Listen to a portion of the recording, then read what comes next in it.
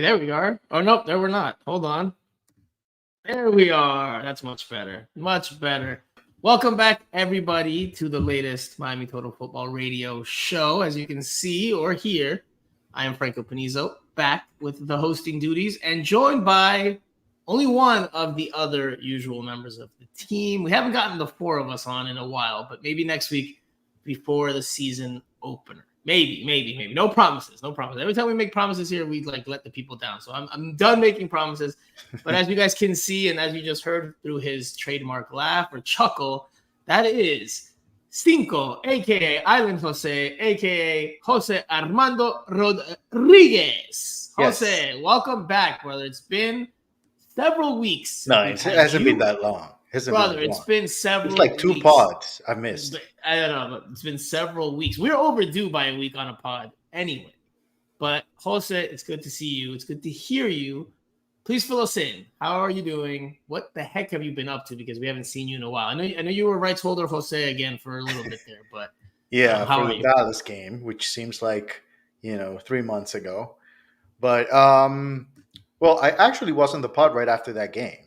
January 24th was the last time you were on the pod. And today is what date, Jose? What is today's date? It's like two pods. I missed two pods. It's the day before Valentine's Day. It's el 13 de febrero, February 13th. Yeah, but you've been gone almost a month. But yeah, no, everything's been good. I mean, we had a lot of fun last week with the Serie del Caribe. It's baseball, but it was a lot of fun. It was a lot of fun. I'll tell you what.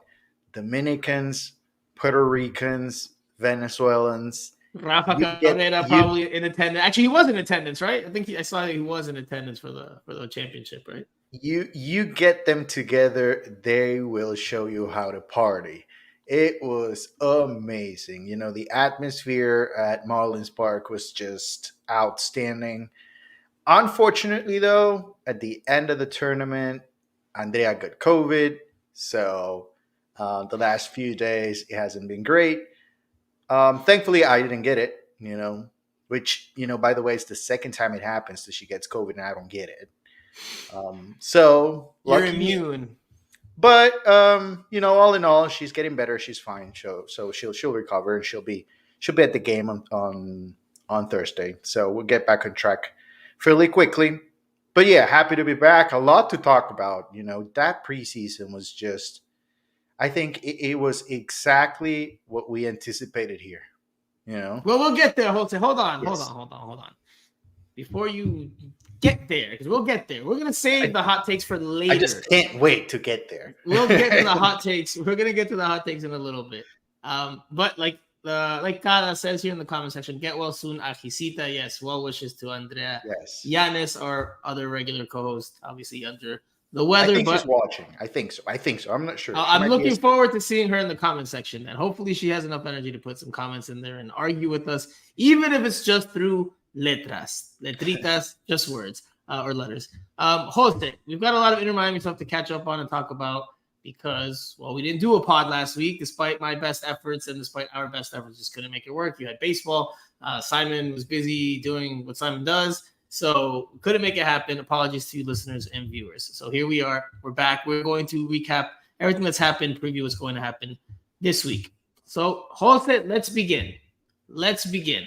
Let's start with the latest rumors, not news yet, rumors that Federico Redondo will sign with Inter Miami. The 21-year-old, well, born in Spain, but Argentine nationality. He will be signing with Inter Miami with a pretty hefty transfer fee, expected to be in that under 22 initiative. He'll take the spot of Facundo Farias, who's out for the season with the injury in terms of the roster designation. But all the same, what do we make of this looming addition? Because everything's pointing to it being all but a done deal. So what do you make of it? I mean, Tata Martino had said, right, since several weeks back before they left for their world tour that they were looking to maybe make an addition in the central midfield area, and now they have, or they're about to. Well, I've done my homework on this. I've asked around people that cover him regularly. I have watched some videos, although watching videos, could be telling, but at the same time, if you're watching highlights, you're only gonna watch the good things. I mean, if there's not a lot in those highlights, then it's not a good sign. But having said that, the one thing that I got from people that have seen him play is that he's not ready yet. That's what I've talked to 3 to 4 people, and they all said it's he's not ready yet. Not ready yet. Juan Arango disagrees with you, Jose. Juan Arango says Inter Miami got a bargain in Redondo. He's a good source. He's a good source. Juanito is good, but some other people they told me he's not ready yet. Which it's if you're talking about first division in Argentina, then he might not be ready for that. But if you're talking about right, MLS is a different level, my friend. Yeah, so he might be ready for MLS. Now that brings up a situation with formation, in terms of what Tata wants to do, and that raises a question for me as well in regards to who? Because Gregory. The first thing that comes to my mind when you talk about Federico Redondo being signed, he's 21 years old, so obviously, he's projected for a longer term. He's not here just for the short term unless they're planning to sell him right away. And that does, to me, like you, raise questions of what you were just about to get into, Gregory, and his future here. That based on some reporting from the Miami Herald today, Inter Miami still needs to cut some salaries, still needs to shed some salaries. Well, they haven't done much. Right. They've gotten rid of that side. Kamal Miller, Christopher McVeigh, and Nicola Stefanetti. Those are the 3 major exits this offseason. Major, I think major. Relatively speaking, Jose, there's nobody else. There's nobody else that we can really talk about. So McVeigh's not major, and Stefanelli, I don't think so either. So, but I think I mean Gregory, and we'll see if Mota is back. Tank 721 says Coco Jean and Yedlin should go and go now.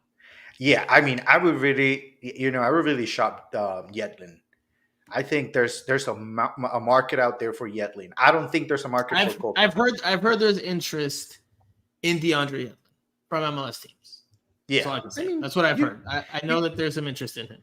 But you would expect that, there's a market for him in the league. There are teams that will want him. He's a national team. Well, I guess a former national team. I don't know. Maybe he plays Copa America. Who knows? But I think there are teams that, you'll get something out of it. Now, Coco, I don't think you get anything from Coco. He's injured and, on recovery. I don't think you get a lot from Coco.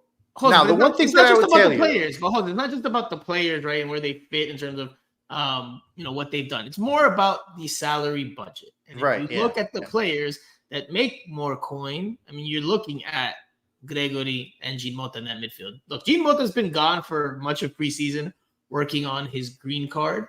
Now, was he working on his green card to not take up an international slot with Inter Miami, or is that Inter Miami's way of being like, all right, let's add more value to this Brazilian midfielder so that we can trade him and shed his salary? Yeah. I mean, how do you interpret it? Well, Inter Miami moves are not necessarily very telling in terms of signing contracts because, I mean, would you be surprised with the moves they have already made if Gregory leaves? I mean, I don't think so. And they just signed him to a contract extension at the end of last year. So I think we've seen that happen, with who else was it that left? And Bryce Duke, remember? Bryce Duke signed a new contract. Oh, he's going to be great for the future of this team. And then he leaves to Montreal. So I don't think Inter Miami moves are very telling. I would say, there might be something into that with Mota.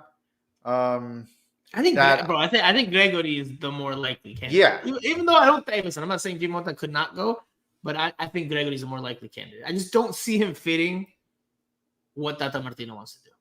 Right? Like, you want a technical team that can move the ball. Right. I'm not taking away Gregory's defensive abilities.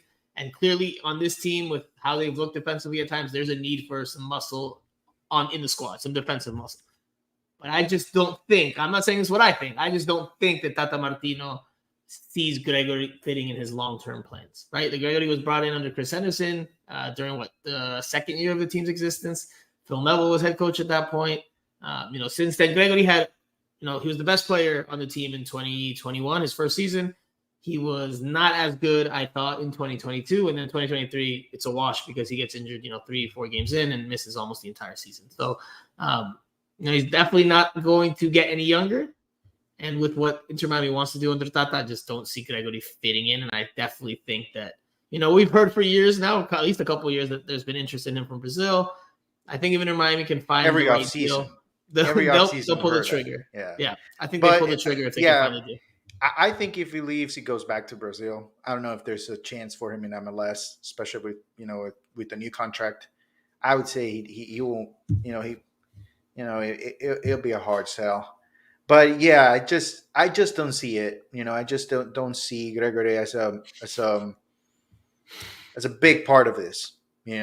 If Busquets is out for a while, which we don't know yet, and we'll see what happens tomorrow in training. But I'm trying to get an update right now as we speak. I'm trying to get some information from my sources as to whether Busquets trained today. That might open a door for Gregory. Although that's the same thing we thought with Stefanelli. When Facundo got hurt, we thought, Stefanelli, he might get a chance after all. And that was not the case. So we thought Stefanelli might get a step and then opportunity, and it wasn't the case. He didn't. He didn't. He ended up moving on shortly thereafter.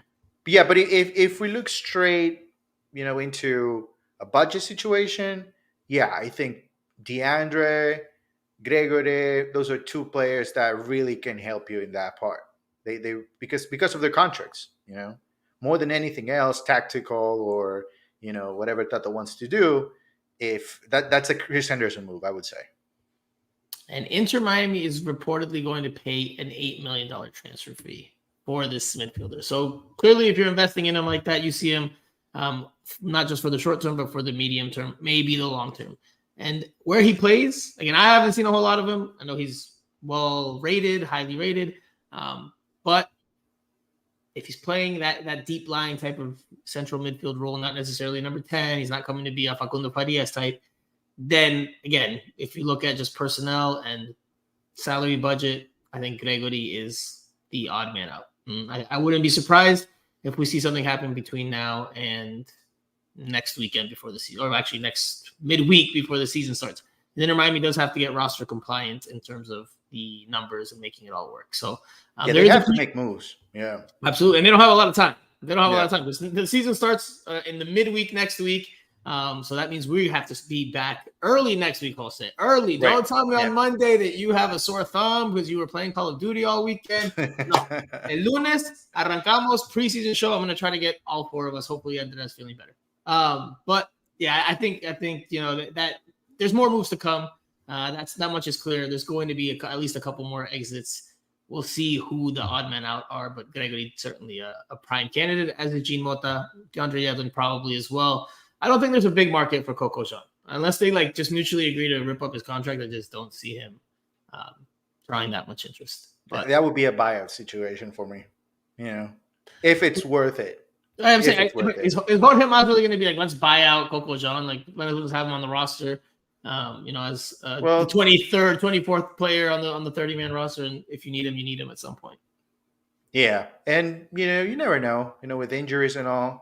I think he could be serviceable for the team, especially if Tata plays a 4-2-3-1, he can help you, but yeah, it's going to take some time for him to kind of get into what Tata wants. I feel like there's still a situation where Inter Miami is divided in two, the team, Messi's team and, Phil's team. I feel like for some reason, there's still some of that Phil Neville. You can't get rid of.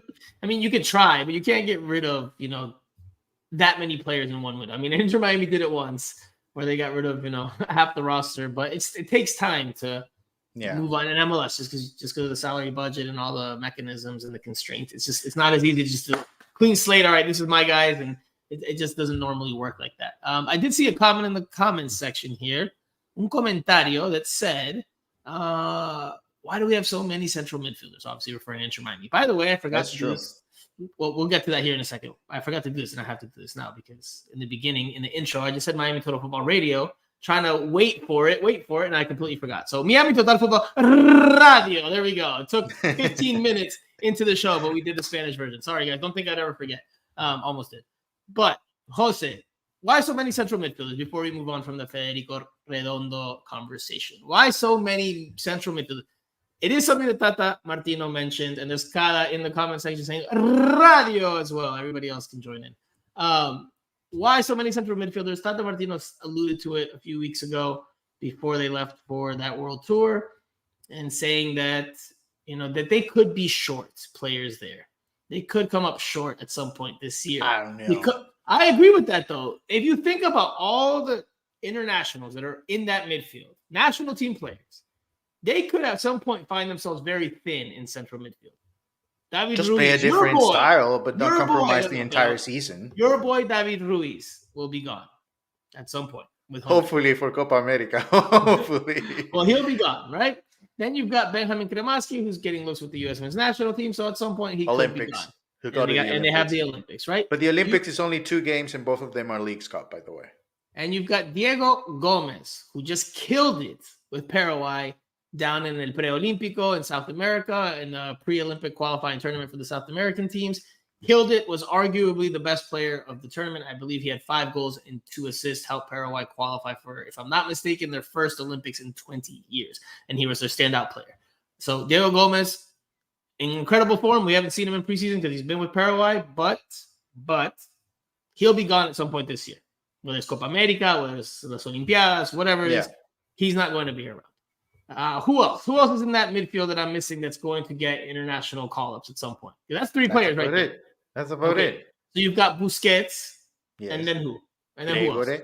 But if you're thinking Gregory's not going to be around much longer, then... but he's still here. I mean, right now. But if you're projecting right now, for it's the future, Gregory, Mota.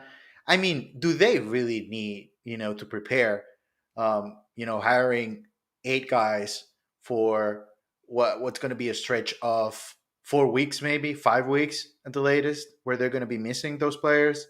I mean, seriously, Inter Miami, they need to get ready to score.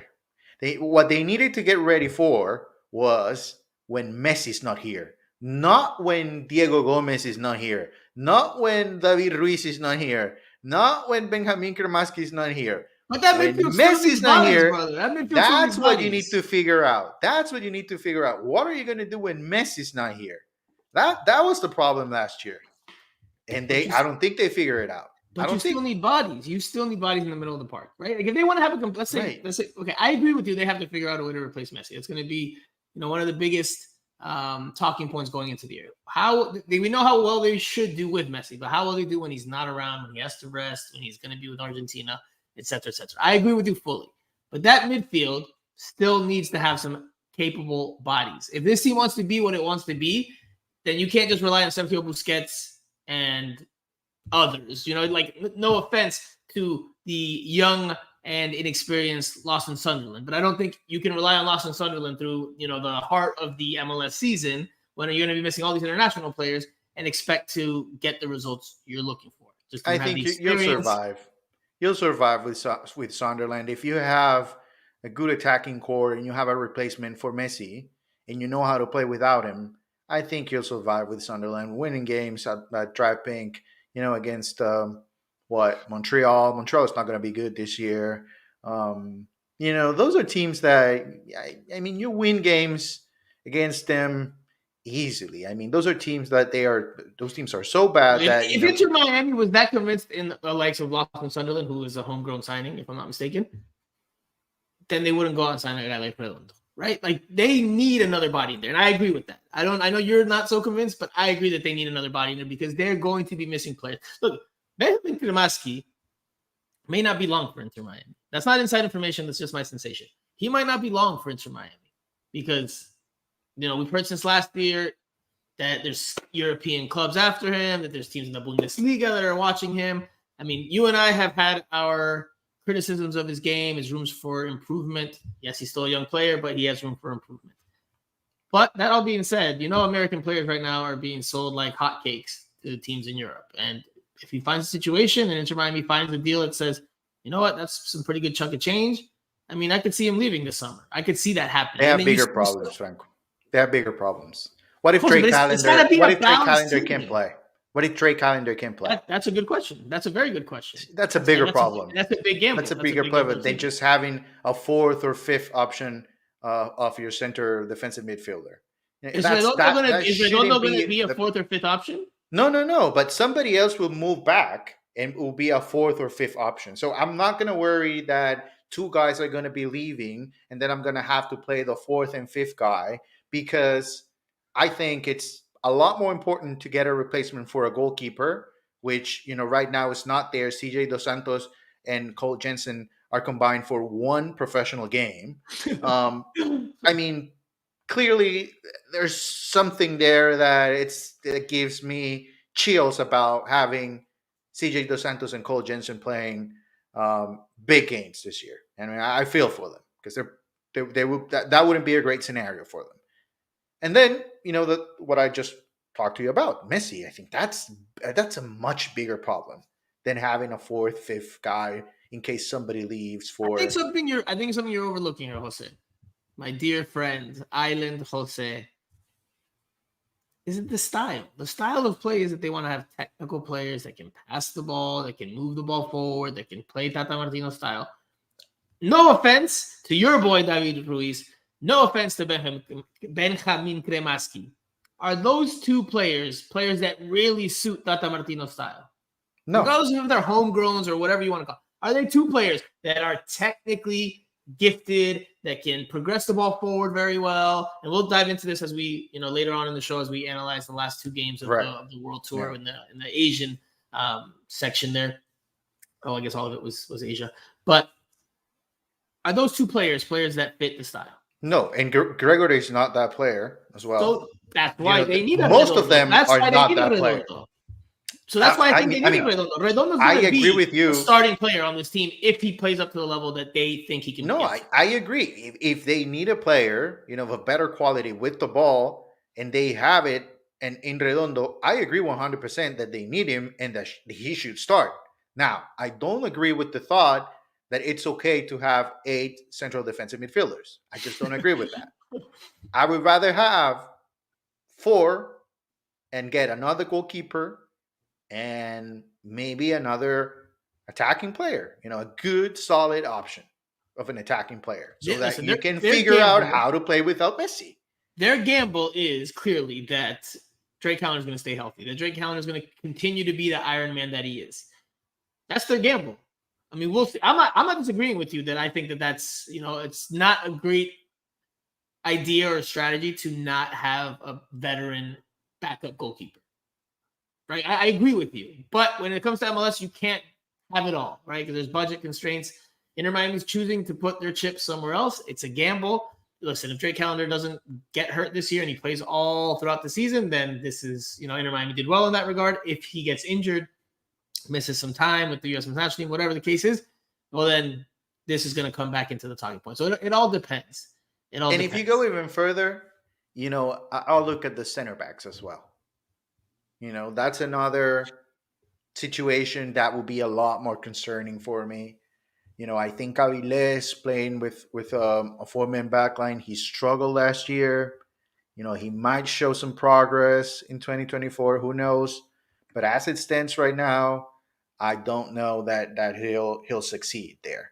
My guess would be that he will struggle. Freire, I won't talk a lot about because I want to watch him play here with the style. Thursday. Yeah, hopefully so on Thursday.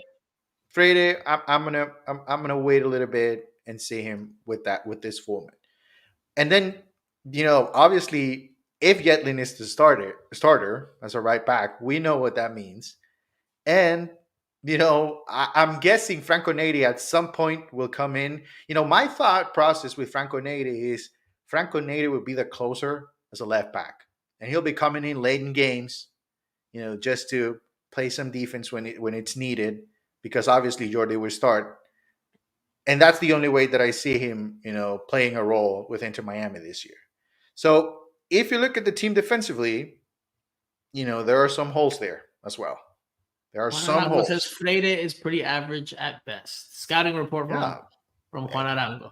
I mean, My concern wouldn't be, I wouldn't let Tata get away with, yes, we have a central defensive midfielders because there would But be Jose, three it's guys not that are going to going to be stay decent. 8. But they're not going to stay with 8. Like that's pretty clear, I think. They're I going think to it's stay pretty with clear. 5, and that's going to give you comfort that they have Probably 5 central 6. defensive Probably midfielder. 6. And it's not. No, But they're you all have central one defensive midfielders. So goalkeeper, they're central midfielders.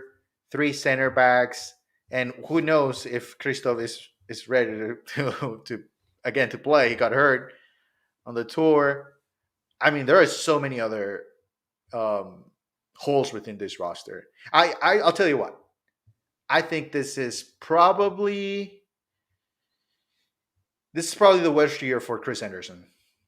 That the roster as it stands right now, I don't feel like they have done enough for Messi. I just don't feel they have done enough. They have done one pretty good thing for him that pretty much maybe, I don't know, that maybe jeopardizes the whole thing, which is bringing Luis Suarez. And that's about it. And I don't think that even is a good move for him. I mean, it's good. It's a good move for Messi as a person, as a bringing in his friend. But if you want this team to succeed with the roster they have right now, I just don't see it. I don't see it. Shocker, Jose. Shocker. Pessimistic, Jose. With listen, I don't disagree with you. This whole look. I think it's pretty clear that Inter Miami's betting on the MLS formula, which is money into the attack, money into the attacking players. Your DP goes into those spots, and those spots will help you create goals and win games. Because in MLS, the rosters are unbalanced, right? They're imbalanced. It's not, you don't spread the money out evenly. The defense is much worse than attack, generally speaking. So that's what Inter Miami's gambling on and betting on.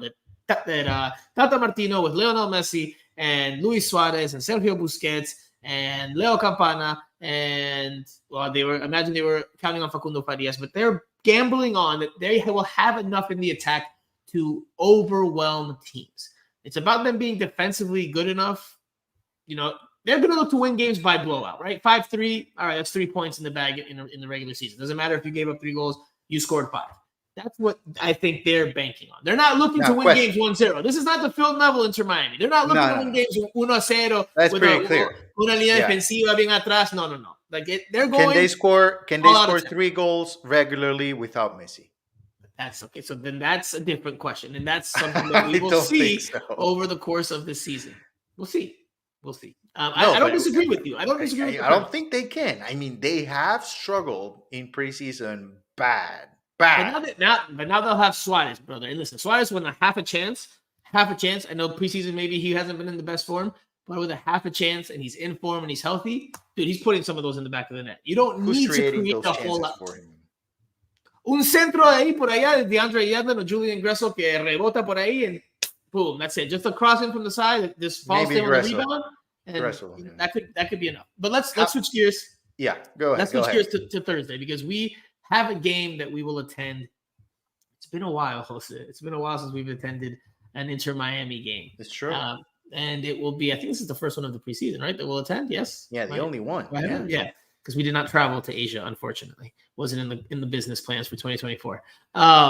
But they will play Newell's Old Boys, Lionel Messi's childhood club. Tata Martino also has a strong link there. It's going to be a special friendly in that way, not just playing any other team. It's the last match before the season starts next week. Jose, what should we expect from Inter Miami? Are we going to expect them? They're coming off this tour, right? This Asian tour, lot of miles, time zones, jet lag, exhaustion, not only physically but mentally. I mean, what can we expect from Inter Miami this preseason finale? Are we going to expect more of the same in terms of tactical approach, trying to work on, what they're looking to implement, or are we going to see some just mixed things as they try to end preseason as healthy as possible? Well, I think at least the most interesting thing for me from this game would be the formation, the tactical setup. Are they going to 5 in the back, 4 in the back? That would be the one thing that would be telling for me, because Tata, during the tour, he did mention that they went back to a 4-2-3-1, and he liked that. He thought the team felt a lot better playing with 4 in the back. But I don't know. I don't know if that's going to be permanent for Inter Miami because I just don't see a balance within this team. For that to be successful, especially defensively. And what he did last year when he struggled with that formation, that's when he decided to go back to a 5-man backline. So, I mean, that's the one thing that would be telling. Other than that, I think that would be an opportunity for Diego, to get, I think he'll play. He'll probably play. He wouldn't have a problem physically because obviously he's been in competition for a while now. So, but it's going to be important for him to get minutes. And then, I would say obviously Messi plays because it's against Newells, and Suarez, that would be the first game for him at Drive Pink. So I would think he plays. I really don't expect a lot of changes. I don't expect a lot of changes. I would just expect a confirmation of what the formation for Inter Miami would be at the beginning of the season. So what do you think? Back 4 or back 5? I would say back 4. Yeah. Especially for this game. I don't expect Newells to be aggressive. And if I'm not mistaken, and maybe if one is still listening, I think they have a game on Monday. I think Newells, they play on Monday. Well, they're still in the middle of their season, and they just got beat, 4-0 yesterday by Racing, if I'm not mistaken. So yeah, but they had a good start though. Last time I checked, they had a good start. I think they won the first. I think they won the first. They just got beat 4-0, Jose, and now they've got to come to South Florida to play a friendly. To them, it's going to be nice to be part of the picture with Messi there and all that and all the hoopla. But that's about it, right? Like for them, they'll van a cobrar, right? They're gonna get van a facturar. They're gonna get a nice little chunk of change for their appearance. They'll get a nice appearance fee for making the trip up here and making this friendly happen. But by and large, there's not much for them. This is really for just sentimental and business for Inter Miami, as well as one final tune-up for in terms of on the field preparation. This is a safe game, not as safe as the Hong Kong game because that was the absolute worst.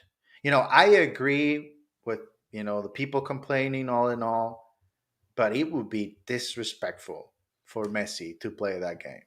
I'll tell you that. Which game? The Hong Kong game. But we're gonna wait. We'll get there. Wait. We're not going in chronological order. We're going in backwards order this time, or something like that. Maybe the Back to the Future type thing, where you go 1985, 1955, then you go all the way back to the past. And come anyway, Jose, we'll get there.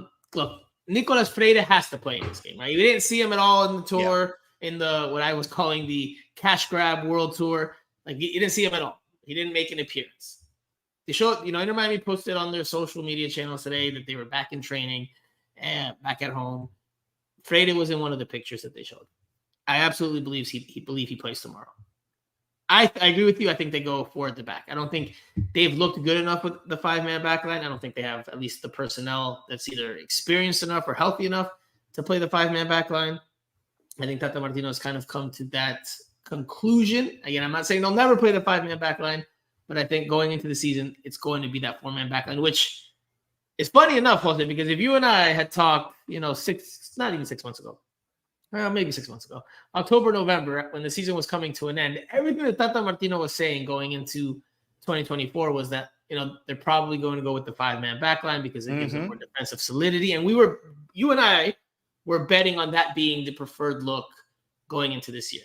But with the changes that they've made and the additions that they have not made and the performance they put forth with that personnel, Noah Allen's been playing center back. We keep talking about that, but Noah Allen's been playing center back, and he's clearly not a center back. So I agree with you. I think they'll play forward to back. It'll probably be Aviles and Freire. That's what I would imagine. Christoph, he's kind of teetering in between starting some games, not playing another game. So I think it'll be Freire and Aviles. Who else will you see? Gamer Class says would like to see Mota and Gomez to see some play as well, even if that means sitting Busi. Well, I don't even know if Busi's going to play this one. I don't even know if Busi's going to play in this one. There were no pictures of him training today, right? And this is not like this is a regular season game where they want to be covert and be like, oh, well, he's not going to play, or maybe he'll start, but we're going to keep it under wraps so that the other team doesn't get the sporting advantage. I don't think Busi's going to play from the injury that he suffered in that most recent game against Vissel Kobe, which we'll get to, but obviously if we're touching on the subject here, Sergio Busquets suffered an injury in that. Looked pretty bad at first, but he did walk off under his own power. The initial reports coming out of Inter Miami camp is that it's not as serious as it looked or as some people feared. However, just because it's not overly serious and doesn't mean he's going to miss 6 months, does not mean that he will not be out for, a month. A month, yeah. Maybe. I would expect a month. And we haven't got, how with all the other injuries, well, not all of the other injuries, but a lot of the other injuries, we got updates, right? Facundo Farias, injury update. Full-time. Injury update. But now with Busquets, it's just like, oh, wait a minute. I guess they're tired. I guess the people that put out the injury reports, they're still jet lagged from, traveling across 3 time zones in Asia, so they couldn't put out a report yet on Sergio Busquets. We'll probably get some answers tomorrow. There is availability on Wednesday morning, so a little Valentine's Day morning session that we will be at. There will be a press conference afterwards with Tata Martino and Robert Taylor. Robert Taylor is going to help promote the Newell's Old Boys game for whatever reason. Anyway, you shake your head. I agree with you. Jose, how many minutes does Messi play? He talked about, actually, we're going to listen to it. He talked about how he felt tired. Now, this was from an interview he did in Tokyo, in Japan, about a week or so ago. The audio is poor. So don't blame me. This audio is not on me. It's not my fault. Listeners and viewers, I promise you, no es mi culpa. It just is what it is. And Messi already speaks slow as it is. So that with the low mic levels just doesn't make for a great listening. You're going to have to really, really pay attention. If you're doing anything else right now, if you have your phone up, if you're on TikTok, if you're on Twitter, while you listen to us or while you watch us, just put it down and try to focus really, really closely, because otherwise you're probably not going to hear what Lionel Messi has to say. We will paraphrase, of course, for you guys that don't speak or understand Spanish afterwards. Hola, buen día. Bueno, nada, estamos contentos de estar, yo personalmente, de estar otra vez acá en Japón. Es la primera vez que me toca venir. Ya tuve la oportunidad de venir en diferentes momentos. Y nada, cansado también un poco de toda esta gira que llevamos y con ganas de jugar el último partido antes de regresar a casa.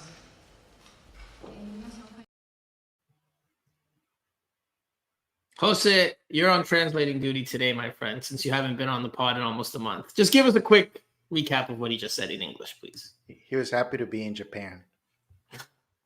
And then what did he wrap it up with? That was about it. I mean, no, the juiciest part is the smallest part, where he says a little bit tired from this tour that we're on. Yes, that was probably the worst press conference I've seen. That was the absolute. I mean, it was just, and the worst part, and what I fear is that was our only chance to speak to him in 6 or 7 months, maybe, and we missed it. We were in Japan. We were not in Japan. But it is what it is. I mean, I think we already know that he's tired. I think that's one of the reasons, he didn't play all the matches. ¿Lo están exprimiendo, sí o no? ¿Lo están exprimiendo, sí o no? Yeah.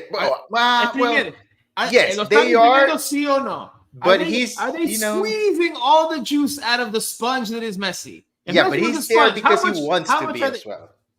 He's cashing in as well. It's not only Inter Miami. Listen, Jose. I know he signed up for this. He's getting paid a pretty penny, so it's not like, let's feel bad for Messi. That's not what I'm saying. But they're clearly tapping into everything that he provides from an image and commercial standpoint.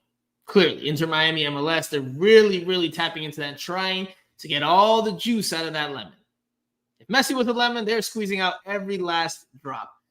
When I was there on the Icon of the Seas, the Royal Caribbean cruise ship, and I saw Messi literally walk by, and he was surrounded by like 2 bodyguards, not the bodyguard, but 2 like Royal Caribbean bodyguards, and then they literally had some Royal Caribbean people that are just like employees that were just like the servers or whatever. They were literally trying to form a chain around him, like holding hands, and like they're not trained for this. And Messi just stood there for 10 minutes waiting to be called down onto the center stage. And like clearly he's surrounded by people. It's not like conducive to him having a private entrance and people are trying to take pictures. It was like, to me, it shows that they're. I mean, it's not surprising because it's MLS, all about the money. So they're literally squeezing him for all that he's got on the field, off the field, and all of the above. And he says, "I'm tired." That's one of his opening remarks in that press conference. I mean, he's being honest. He's being transparent. But I think it says something to maybe a little bit of unhappiness to how this preseason has been run, which we will dive into. I will get your thoughts. I know you have some hot takes. I'm ready for them. That's why I saved them for later in the pod. I don't know if they're hot takes. Maybe. You never know. Never know with Jose Armando. So with regards to Thursday, anything else that you would like to see from Inter Miami? We'll probably see Freire. We'll probably see Diego Gomez. Messi, how many minutes does he play? 45? 60? No, I think he plays 90. I think he plays the entire game. Yeah. I mean, it's going to be a fun game for him. Nobody's going to hard tackle him. I mean, if anything, he'll probably get pictures. And, I mean, it's going to be an easy game, safe game. Again, it's just a safe game for Messi. Right. No, you don't expect the same intensity that we saw from the teams in Asia, is what you're saying. Yeah, the intensity at which those games were being played, and they were friendlies, but it did not feel like they were being played like friendlies from the opposing teams. Like those teams wanted to prove a point. Those teams wanted to show Messi up. Like you could see in the goals that they scored how much it meant to them. You could see when you have multiple players across different teams doing the Cristiano Ronaldo celebration that like they're really trying to stick it to Inter Miami. They're really trying to stick it to Messi. So you could see. I agree with you. The intensity level, and I'm sure there'll be conversations had, with Newell's old boys going into this one. Like, hey, it's just our last friendly before preseason. Let's have a good run out, but let's not be foolish here. Let's not be overly intense. Let's just play at de 1 al 10. Vamos a jugar en un 5, un 6. Let's play at a 5 or a 6. So let's not take this into third or fourth gear, right? Let's try to keep this as easy as possible, as smooth as possible. Look, if you look at that Sergio Busquets injury in the Vissel Kobe game, like if it wasn't, I mean, it wasn't preseason friendly, but if it wasn't Inter Miami with Messi versus Vissel Kobe, would that player have gone in that hard on that tackle? No, loose ball? No. I don't think so. First off, I think that's not in the Japanese player, Osako. I think that's on Busi. I think he's late to that ball. And he steps up where he didn't need it to. He didn't need to step up at that time. He steps up and he's late, and then he exposed himself, and that's what happened. Well, I don't know, man. If it's preseason game, you don't necessarily need to go into that challenge, right? There's no way he can stop at that point. You don't have to put your studs into the ball. Like I think it is. I'm not blaming him. I'm not saying there's malintent, but I think there is such a desire and such an intensity that these preseason games were played at that it lent itself to that. Like it lent itself to players going to tackles that maybe they wouldn't otherwise if it was a different team. If this was, the Portland Timbers, shout out to Phil Neville, the Portland Timbers versus Vissel Kobe, the other player is going to be that motivated to go into that loose ball? Maybe not. That's just my sensation. No, yeah, definitely. Teams were playing at a different intensity. And even when Inter Miami tried to match them up, they just couldn't. Especially the first 15 minutes of, I think, both the Al Hilal game and the Al Nassr game. That was, my goodness. I like this from Gusechi, 72 in the comment section. Milking Messi. That is what they're doing. That's the best translation for what I was saying before. They are literally milking Messi on and off the field. And we'll see if they don't change that. I think if they don't manage that in a different way, that you could see Messi on fumes mentally and physically come summertime, especially after the Copa America, especially after what's supposed to be a very busy summer. So my prediction is that Messi will play his last season in MLS with Inter Miami in 2024. That would be my prediction. That is the prediction pod is next week, and you're already dropping bombs. Yes. On this week's pod, Jose. And I told you this last year, and you said, "No, he's gonna be here for the World Cup." I think he's thinking through, like from I think commercial standpoint. Okay, We'll see. I think That's he's gone a up there bold this year. prediction. That's a bold prediction. Anything else with regards to tomorrow? Maybe we'll see Gregory. Maybe we'll see Gini Mota. If we don't see certain players play, I think there we will have something to Conversation. Yeah. Right. I think Gregory has looked uncomfortable. Don't you agree? I think he looks uncomfortable. I think he's trying. He doesn't Yeah. fit what they He's want not a to good do. fit. They Yeah, don't fit. yeah. He doesn't fit what they want to do. All right. Jose, we've talked about the potential signing or the looming signing. We've talked about the upcoming match. I agree with you. 4-3-3 is what I think they'll go with. I think Messi plays 60 to 70 minutes. I think they'll give him a standing ovation. He'll come off the field and they'll give him that moment. So you're expecting more Newells fans then? Is that why he's going to get in the standing ovation? Just Inter Miami in MLS, they're all about the photos. They're all about the video. The romanticism. They're all about the moment of sending it through But social media. why would they give him a standing ovation at the end of a preseason game? Yeah, because it's Messi. Only if it's Newells fans. Brother, It wouldn't be surprising if Newells plays a home after game. he won the Balón de Oro, they had that Noche de Oro. Come on, man. They played New York City FC. Like it was a whole thing. Come on. Don't put it past Inter Miami to try to. Yeah, but I mean, I get it in the first game, but I think I would be overdoing it on a preseason game. But again, the Newells fans can't do that. Newells fans can't do that. I mean, that would make sense. If a Newells fan says puro marketing, tú sabes, Jose. Puro marketing. Exactly. It's puro marketing, bro. You're gonna see him come off the field. You're gonna see him. Maybe if they tie, like they did with Mr. Kobe, we'll see penalty kicks just because we have to have a winner in this game. I don't know. I'm just kidding. Not really, but kind of. I imagine there's going to be, look, Gusechi, because there will be more Newells fans than Inter Miami. Maybe.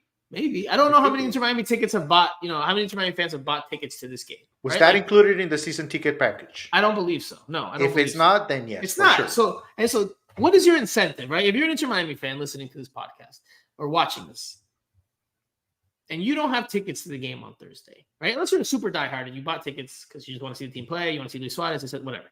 You want to see Messi versus old team. What is your incentive to go watch this game before the regular season starts? Maybe tickets are a little bit cheaper than the regular season. Maybe. I mean, but it's a preseason friendly. Like, what is your incentive to go see this game? Well, it always should be Messi. Anytime you have an opportunity to watch him play, you should take that chance. Now, we got the answer. Preseason says no. Kala says no. They were not included. Well, expensive too for a meaningless game. Yeah, it's. I think there's a friend of ours that's coming from out of town, and he's going because he wants to see Messi. He doesn't care about the rest. He doesn't care about the rest of Inter Miami. He doesn't care about Newells. He just, he's here and he has the opportunity to go. Then that's why he's going. So I think that's the scenario mainly. And sorry, I have to go on a tangent here and a little side rant. Because I'm seeing all the comments here and I've gone through them and I've popped them up as you were speaking. Here's another one, Gamer Class. I'm sure there will be more Newell Old Boys fans because I'm a season ticket holder and didn't get tickets. I mean, listen, brother, and we've talked about this, so I won't go into too much details, but I do feel like I need to show my studs here a little bit. Go studs up. It's ridiculous that season ticket holders did not get entrance to this game.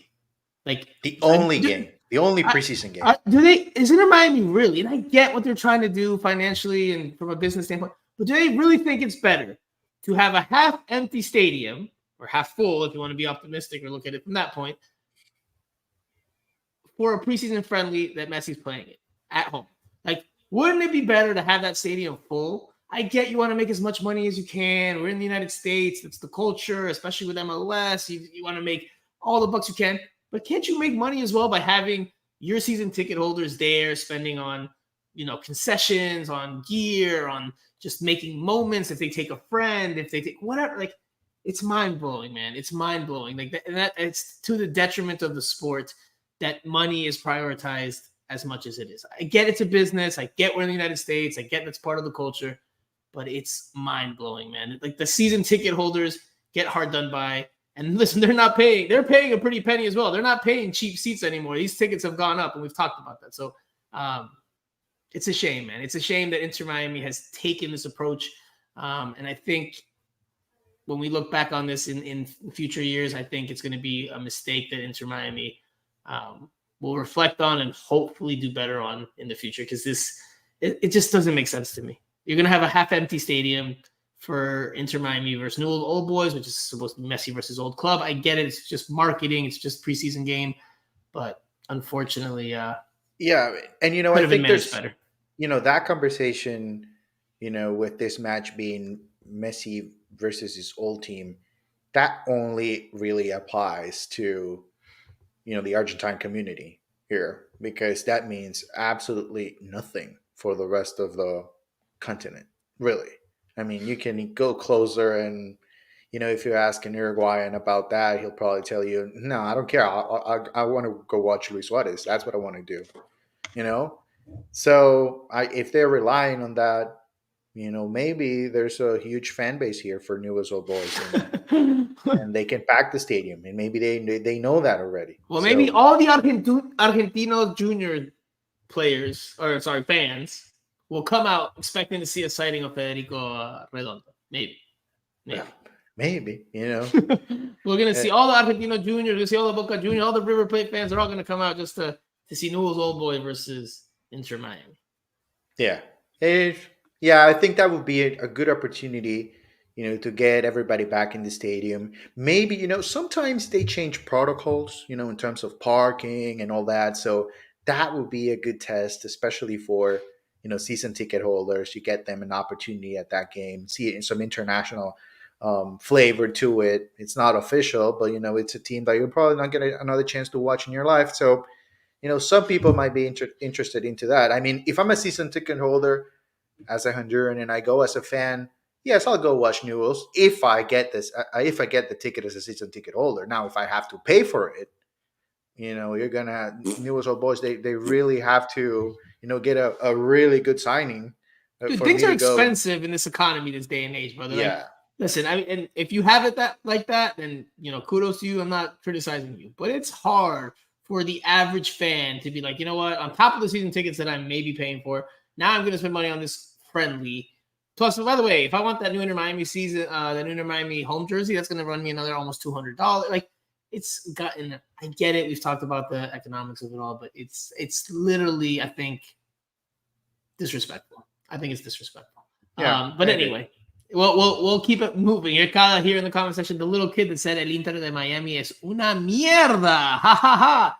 And normally I don't curse, although that's been changing a little bit on the pod as of late. But if you haven't seen, if you haven't seen the clip, yeah, you know what? It's 2024. A little curse word here, a little curse word there. Never hurt nobody or anybody. But if you haven't seen the clip, there is an Argentinos Juniors fan in Argentina that's like, he got interviewed on TV by a reporter, and they asked him about his feelings that Federico Redondo is moving on to Inter Miami, and he's like all sad and dejected, and he's like, do you like it? And he shakes his head like no, and like, what would you say to Federico Redondo to try to convince him to stay? And he's like, hey, and he's got his Argentine accent, like, hey, Inter Miami es una mierda.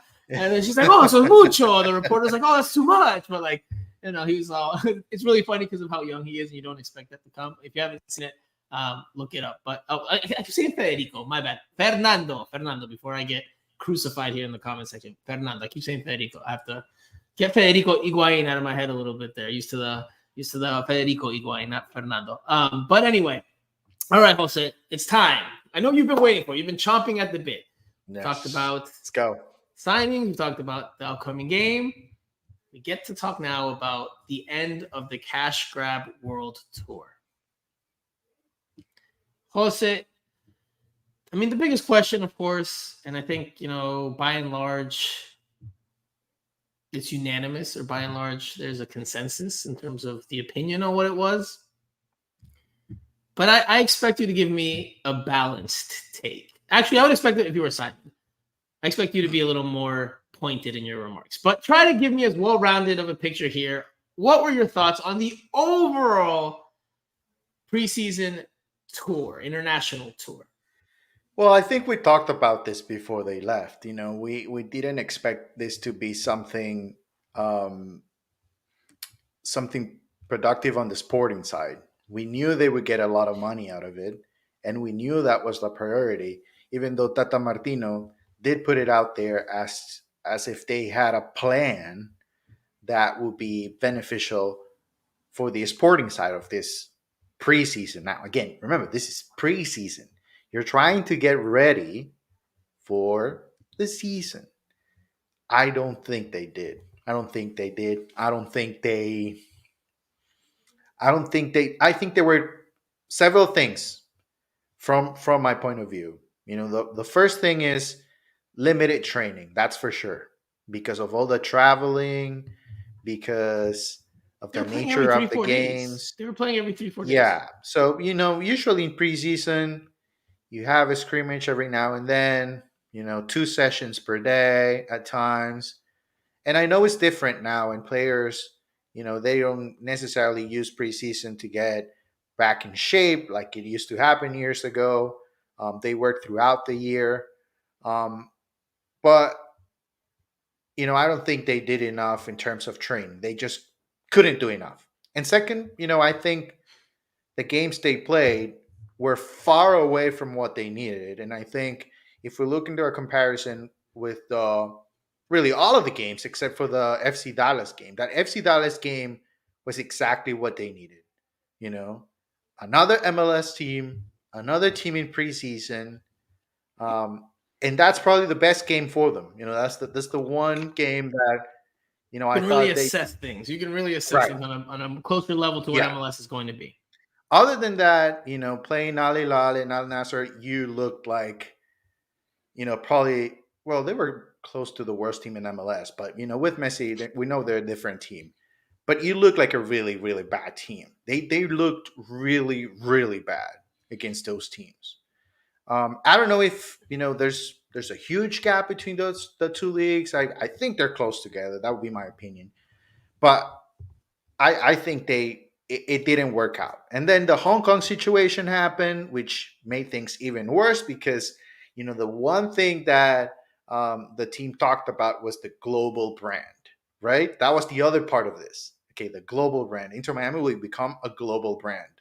Well, I think that's a pretty big hit. You don't see very often David Beckham getting booed in Asia, and that was very telling. So Let's talk about that. 'Cause I mean, again, we haven't been on. We were supposed to be on last week. Couldn't make it happen.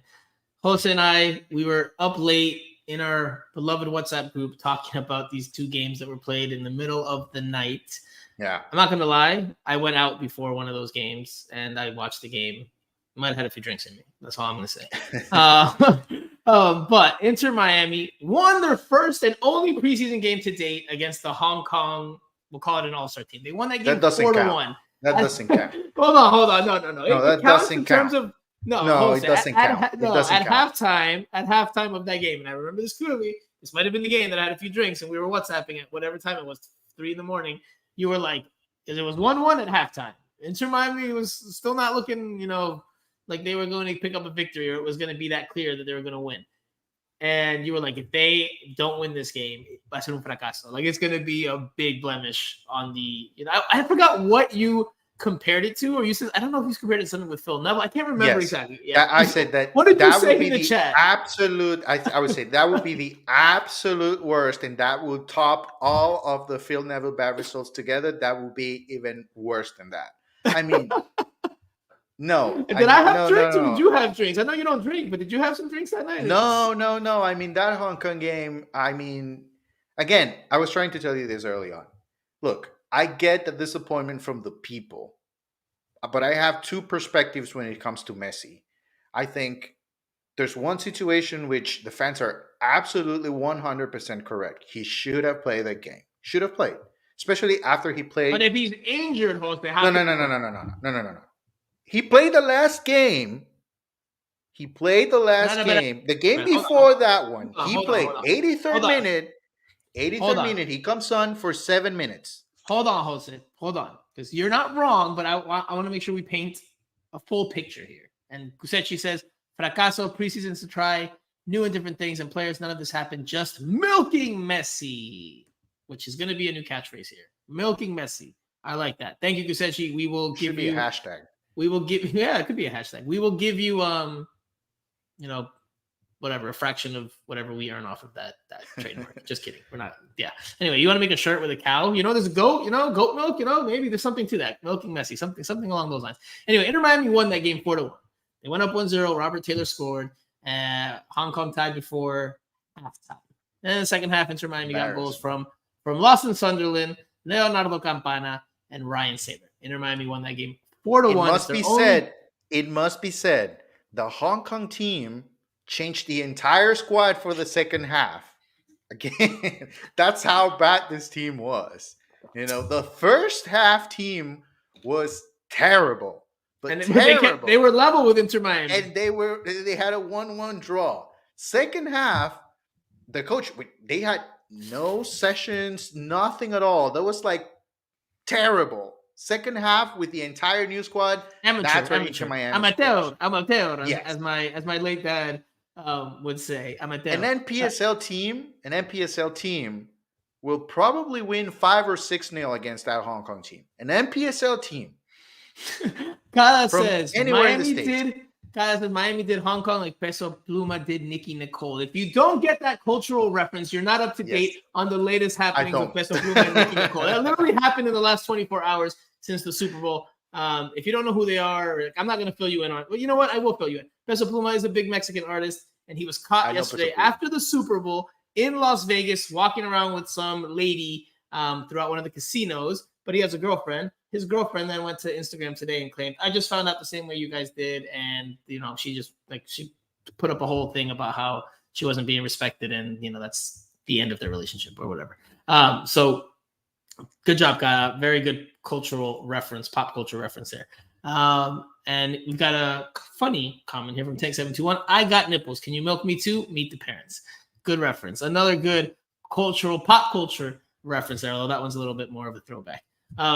Jose, sorry, we got to get back to the point. Messi played that game against Al Nassr after not even being listed on the bench. Yes. Right? He was apparently injured. He was not listed on the roster. Then, for whatever reason, that graphic got deleted. And then he was on the roster on the bench. He plays the final few minutes of that game. Somebody made a call. Oh, someone definitely made a call. I talked about with Simon on the last pod. A few days later, they're in Hong Kong. Now, obviously, there's a lot of hoopla. We haven't really gotten into this. I think we're going to go long on this week's pod because we have to dive into this. There was a lot of hoopla about him playing, a lot of attention, a lot of tickets sold. I mean, there was a training session the day before this preseason friendly, and there was a huge turnout. Which is not the game. It's not the same as the game. Correct. It's not the same. It's not the same. If you go tomorrow to Inter Miami's training session and Newell's training session, you cannot replace that experience with the game day experience. Just to be clear. Agreed.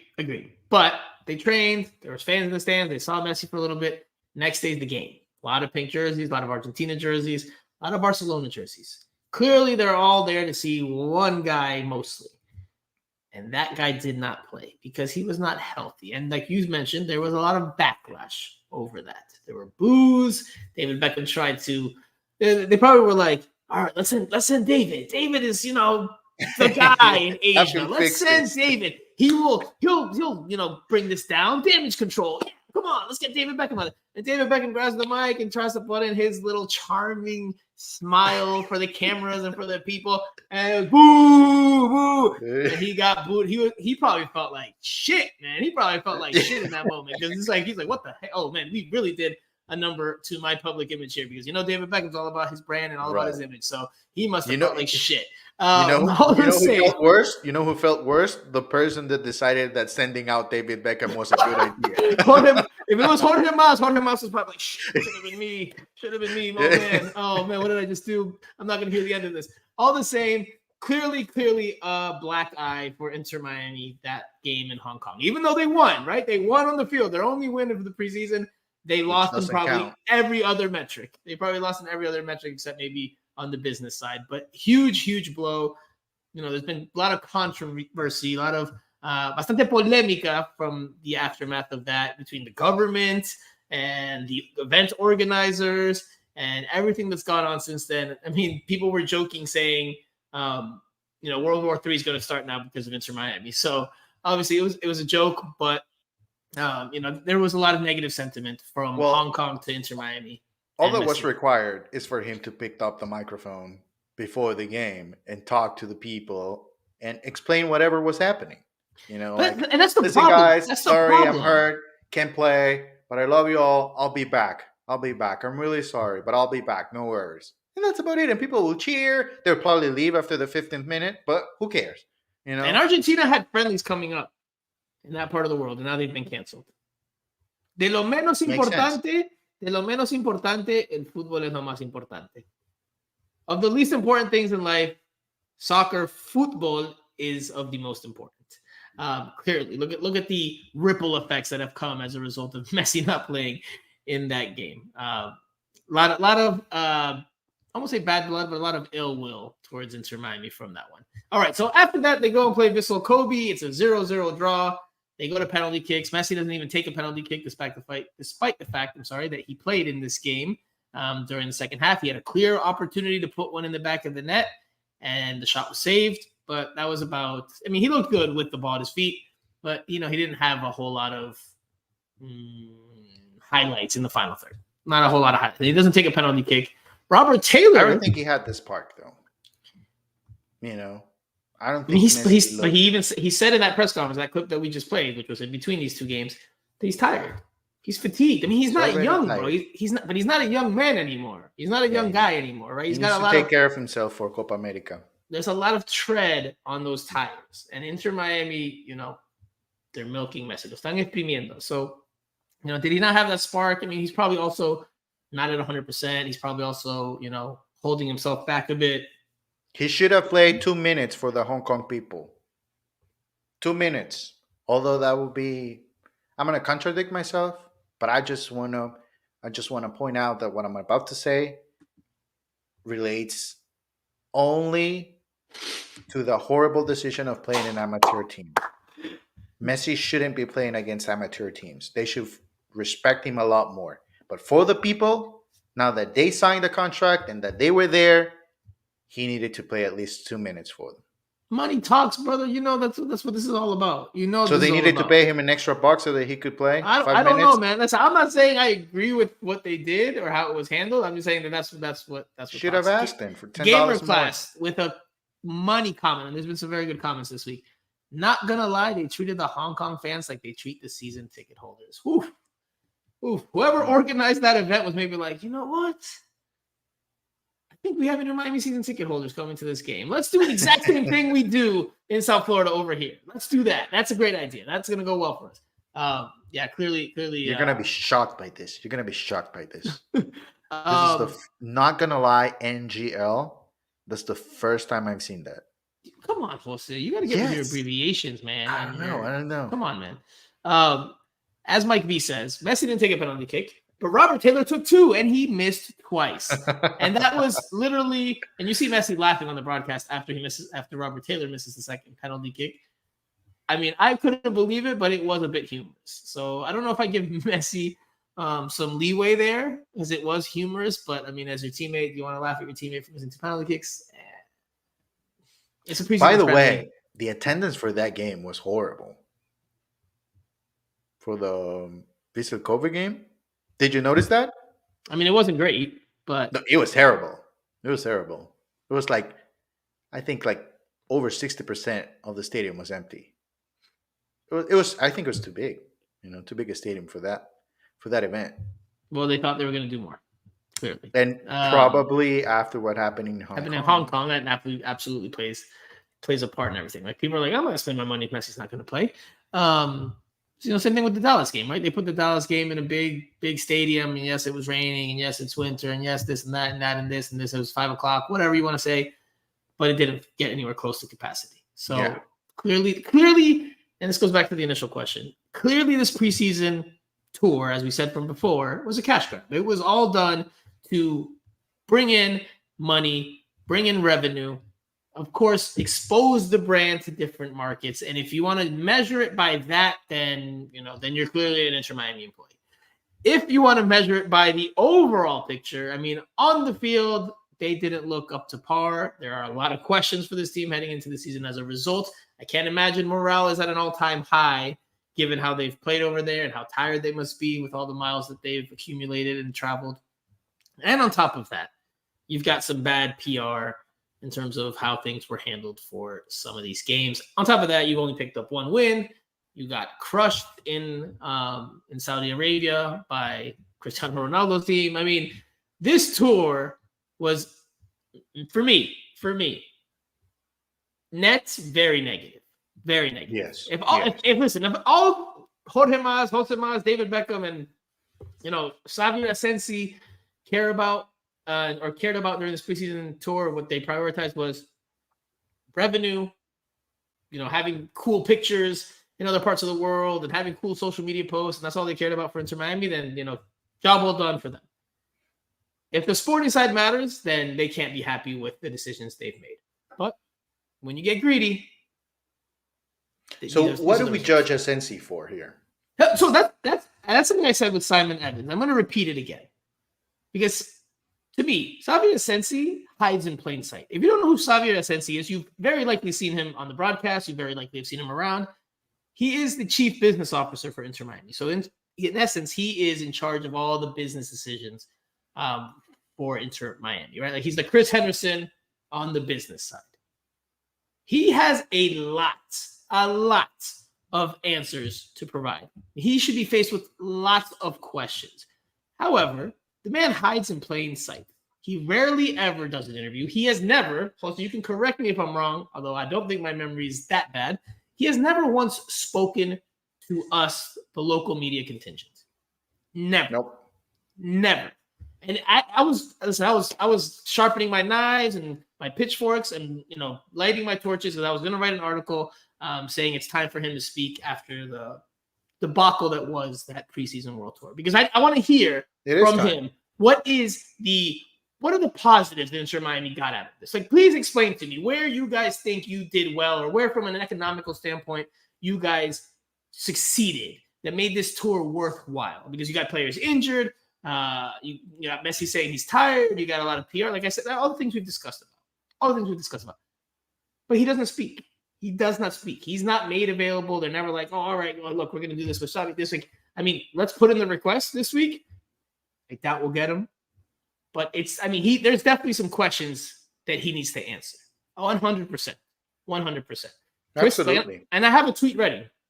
I was trying not to do it in a tweet. I wanted to flesh it out and write it in an article. Chris Henderson speaks a couple times a year. Jorge Mas makes the odd appearance here and there and speaks to us. Even David Beckham, even though it's usually only when things are positive, maybe the Hong Kong situation aside, David Beckham will occasionally sit down or stand up and chat with us in an interview. Xavier Asensi has not done that once, and I think he's been here for 3 years now.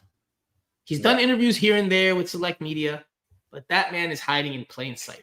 And he definitely has some explaining to do and some insights to provide. Not us as reporters, but just the people in general.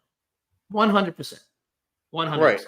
Yeah, especially because, when it comes to judging this team, especially early on, if they struggle, I think we're all going to point out Tata.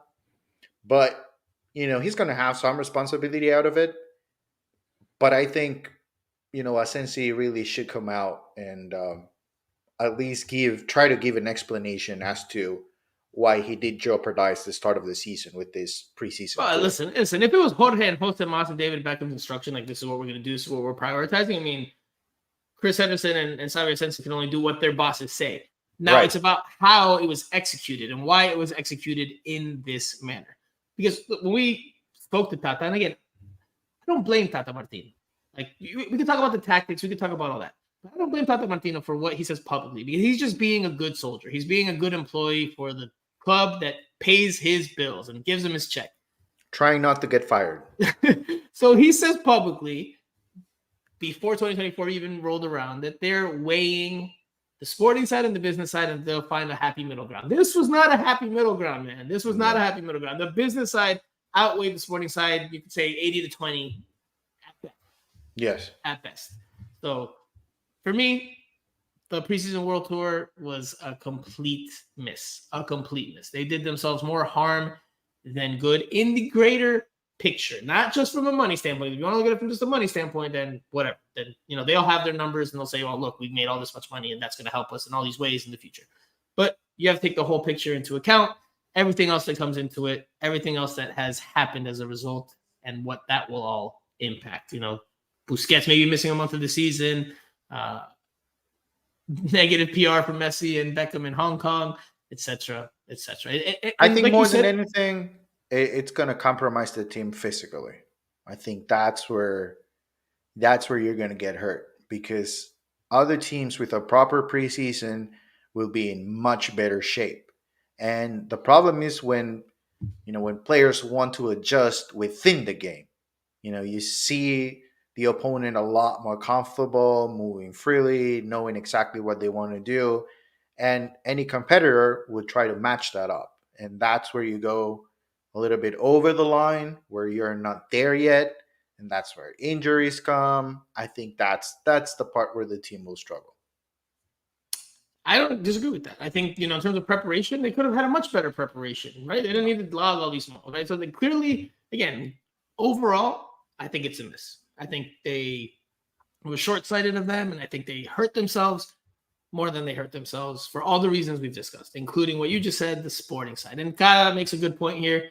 Team lacks so much in simple communication. As you said last year, they got mad at you for reporting on scores of preseason games. Yes, although my hunch is that came from Phil Neville more so than just the organization itself. I think Phil Neville wasn't too happy that I was getting preseason results and couldn't figure out where I was getting it from. So that maybe made for a little bit of tension in the staff and within, the inner workings of Inter Miami, that a reporter's doing his job and getting information that for some reason that they don't want out. I mean, there are preseason results and goal scores. Like it wasn't like tactical. It wasn't lineups. It wasn't starting, but anyway, look, if Inter Miami had just said Messi's injured, he's not playing, that's it. If they communicate that, then that maybe softens the blow a little bit. Not saying a whole lot, but it softens the blow a little bit. But the fact that they don't do that because they want to maximize the possibility of profits, well, then that's what leads to this ill will. I mean, we've seen it here. We've seen it here in South Florida. We've seen it here in MLS when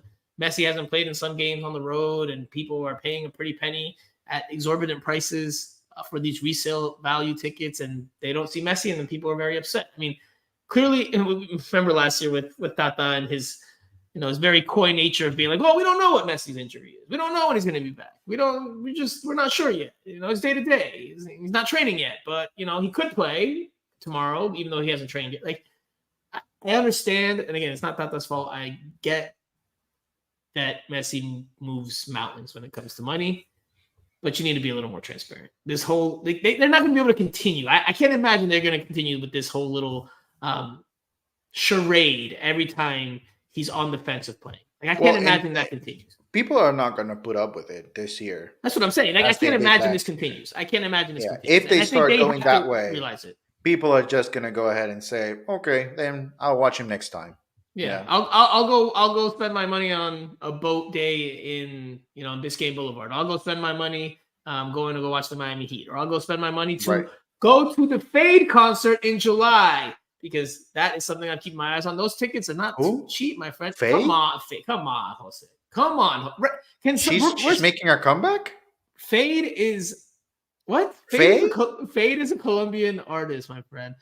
Where is Tank 721? Somebody red card Jose Armando Rodriguez. If he doesn't know who Fade is, if he doesn't know who El Fercho is in 2024, you are living. No, we're not talking about the same person. We're not talking about living under a rock. We're not talking about the same person. It's Karol G's boyfriend. Come on, Jose. Come on. I know Karol G. And if you know me, you know that Fercho is top notch, bro. Look at this. This is what I'm saying. Gamer class. Fade. Let's fucking go. Fade. Let's go. Fade. Bien, gamer class. Muy bien, gamer class. Fade. Fade. This is even funnier. By the way, great job, gamer class. You have good taste in music. Tank 721 gives you a blue card. He gave you a blue card. The first ever blue card in Miami Total Futbol Radio's history. You have been I'm blue sorry, carded. I don't know who Fade is. I don't know. Dude, I know Faye, though. 90s, the 90s. Yeah. Fade tickets are expensive though, almost Bad Bunny level. I agree. Really? Class. I was looking Wow. today, and yeah, look, we got Terry Allen in the house with some green hearts. We've got Kyle with some green circles. See, they know about the fade movement, the green color. And by the where's way, the concert at the James Henley Center or where? It's at the Hard Rock Stadium. Hard Rock? It's his first stadium. It's his first stadium. No way. Yeah. No way. Come on, see, that's how much of a rock you're sleeping under, brother. Well, I know Karol G. I once worked an award show, La Musa Awards, back when she was getting started. And You need I to did an brush interview up with on your pop culture references, Jose. I know Karol G. Look, when there was Formula One, Karol that was G, here, Daddy Yankee. Bad Bunny. When Formula One happened and Bad Bunny walked by, you knew who he was, and you took video. I remember you, and I was like, Yeah. "Oh, look at Jose." But Bro, I know Bad Bunny. you have to know who Fade is. You have to know who Fade is. I know Bad Bunny. He's friends with Checo Perez. He's Checo Perez's friend. Stancy here with a hot take. Stick to sports, please. Your music taste is awful. Ooh. Well, so Shots Fade, fired. yeah, Shots fired. probably. If I don't know Fade, then he's probably not very good. I don't know. The Happen to comment agree. section likes Fade from the looks of it. I don't know. Stancy, I don't know what Stancy listens to, but to each their own. To each their own. All right, Jose. Anything you want to add before we wrap up this week's show? Well, no, I just Do you like the jerseys? With jerseys. The pink jerseys. Now that Did you've I- seen them on the field, do you like them? Oh, if I like them. I thought you were asking me if I got them. Yeah, they're okay. I think the salmon that we saw before was not the case, and I think they are acceptable. I mean, they could be better, but I mean, it's not that bad. Stancy's a music major. He says Fade is a mediocre singer at best. His music is generic, urban trash. I say this as a music major. Yes. Hard disagree. What's my? I don't even know what my favorite singer is, so that I can Stancy judge my music taste. But let's just keep it at that. And Fercho is top notch, bro. I don't care what you say, man. You listen. Fercho? You listen to the radio. Well, what's you the go up. name? I thought it was It's Fade Fade, or but Fercho? he also called himself Fercho. Fade El Fercho. That's how he goes Those are about. his two names. Like Jose, So- Armando, and Island Jose. It's interchangeable. Same thing. Fade El Fercho. I'm gonna search and see if I like something from the Fade. Bro, they play him all the time at DraftKings Stadium, like all the time. You've heard him 100%. You just don't. Oh know who yeah, he is. that's my problem. I don't know who sings I don't know the names of the songs. I don't know videos. Remember back in the day that they would do like shows with videos like MTV and all that. I don't do that anymore, and I don't know the names of the people. I got the New Jersey. Oh, lower quality. Yeah, that'd be interesting. I haven't maybe got my on hands Thursday. on it. I Yeah, haven't maybe got on my hands on Thursday. it. On Thursday, I'm going to pop into the store and touch the jersey and see what I think of the quality. The look, we've already talked about it. Yeah, we've already talked about it. We don't have to dive into it. All right, Jose, anything else you want to add, or we're wrapping it up? No, I just hope for the good of the fans, the faithful Inter Miami fans that we're probably going to get back to the stadium next year. Or this year. No, this year no, because Messi's going to be here. But next year he's not going to be here anymore, so tickets will go Ya down. comenzó, And- Jose. Ya comenzó. And the season ticket holders will be gold next year again. So I would only hope for you guys, the faithful Inter Miami fans, that the 2024 season is nowhere close to what the preseason was.